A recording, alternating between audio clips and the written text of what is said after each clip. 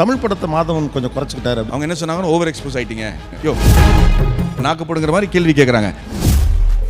அந்த ரெஸ்பெக்டே போயிடுச்சு. How is your friend Mr. Ajith? அஜித்தோட ஒரு அருமை என்னன்னா எல்லா விஷயத்துலையும் அவருக்கு தெரிஞ்சிருக்கும். You know is got in-depth knowledge. சும்மா மேலோட்டமாக கூட கிடையாது. சினிமாவில் மட்டும் ஹீரோவெல்லாம் இருக்காம எல்லா இடத்துலையும் ஒரு ஹீரோவாக இருக்காரு பாருங்க. பிகினிங்லேருந்து நான் ஒரு ஃப்ரெண்டாக இருந்திருக்கேன், இப்போ பிகம் அ ஃபேன். தமிழ் படத்தை மாதவன் கொஞ்சம் குறைச்சிக்கிட்டாரு அப்படின்னு we miss you. Do you miss? I miss you all too. But என்ன ப்ராப்ளம்னா எனக்கு வந்து அந்த அடுத்த கட்டத்துக்கு போகணுங்கிற ஒரு வெறி இருக்குங்க.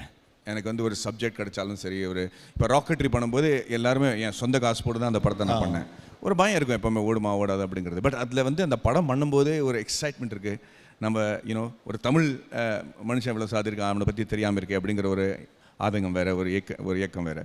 So I am not worried about weather people will forget me. ஆனால் வந்தால் கரெக்டாக வரணும். இப்போ நான் வந்து வேட்டைங்கிற படத்தை முடிச்சுட்டு 4 வருஷத்துக்கு அப்புறம் தான் இறுதி சுற்றுங்கிற ஒரு படத்தை வந்தேன். ஆமாம், அப்போவே ரொம்ப கேப் தான். ஆமாம், அப்போ ஆனால் அதை உடனடியாக ஒத்துக்கிறாங்க மக்கள். இறுதி சுற்றுக்கு அப்புறம் விக்ரம் வேதா, அது ஒரு 4-3 வருஷத்துக்கு அப்புறம். பட் அந்த மாதிரி கதை எனக்கு அமையறதுக்கு அவ்வளோ டைம் ஆகுதுங்க.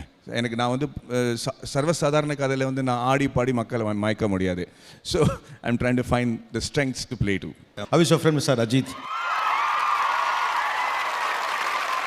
ஐ திங்க் நீங்கள் அந்த ரேஸ்லாம் போய் பார்த்து ரொம்ப எக்ஸைட் ஆனீங்க. And it risky thing. தனக்கு பிடிச்சதை பண்ணணும்னு நினைக்கக்கூடிய ஒருத்தர். How do you see that? பேசுனீங்களா? அடிக்கடி பேசுவோம். பட் அஜித்தோட ஒரு அருமை என்னென்னா, எனக்கு ரொம்ப பிடிச்ச ஒரு விஷயங்கள், ஒரு நடிகங்கிட்ட ரொம்ப பிடிச்ச விஷயங்கள் என்னென்னா, வெறும் நடிப்பு மட்டும் இல்லை சார். ஒரு இண்டஸ்ட்ரியில் நம்ம வந்த உடனே நம்ம உலகமே இந்த இண்டஸ்ட்ரியாக மாறிடுறது. நம்ம சுற்றி இருக்கிற ஆளுங்களை எல்லாருமே இண்டஸ்ட்ரி பற்றி தான் பேசுவாங்க. எல்லாமே வளர்கிறதுக்கு வந்து ஆப்பர்ச்சுனிட்டி கம்மியாயிரும். உலகத்தை பற்றி தெரிஞ்சுக்கிற ஆப்பர்ச்சுனிட்டி கம்மியாயிரும். ஸோ இதை வந்து இன்டென்ஷனலாக கொஞ்சம் விட்டு தூரத்து போய் உலகம் எங்கே போயிட்டுருக்கு, ஒரு வெங்காயத்துக்கு என்ன விலை, சக்கரைக்கு என்ன விலை அப்படின்னு ஒரு நடிகனுக்கு தெரியுறது ரொம்ப அவசியமான விஷயம். ஸோ இந்த மாதிரி புது அனுபவங்களை வந்து சேர்க்குற ஒரு நடிகன் எனக்கு ரொம்ப பிடிக்கும். ஸோ அஜித் வந்து அந்த மாதிரி அவர் திடீர்னு பைக்கிங் போயிடுவார், திடீர்னு ஒரு யூனோ என்ன சொல்கிறது, he'll do remote control flying பண்ணுவார், அப்புறம் கார் ரேசிங் பண்ணுவார். எல்லா விஷயத்துலையும் அவருக்கு தெரிஞ்சிருக்கும். You know is got in-depth knowledge. சும்மா மேலோட்டமாக கூட கிடையாது. இப்போ கார் லிசனுக்கு இறங்கினா இந்தியாவுக்கு ஒரு மெடல் எடுத்துகிட்டு வராரு, இன்னும் 3வது ஸ்டேட்டில் வந்து. So I like that level of commitment. I like the level of ஒரு ஹீரோவில் மட்டும், சினிமாவில் மட்டும் ஹீரோவெல்லாம் இருக்காமல் எல்லா இடத்துலையும் ஒரு ஹீரோவாக இருக்கார் பாருங்கள். அதுதான் I think is extraordinary. I admire that a lot. பிகினிங்லேருந்து நான் ஒரு ஃப்ரெண்டாக இருந்திருக்கேன், இப்போ become a fan. Mani and Madhavan combo அப்படிங்கிறது அவங்களுக்கு எடுத்தோருமே நடந்தது தான். பட் அந்த காம்போ திரும்ப எதுவும் வர்றதுக்கான வாய்ப்பு இருக்கா? அது உங்களுக்குமே அந்த ஆர்வம் இருக்கா?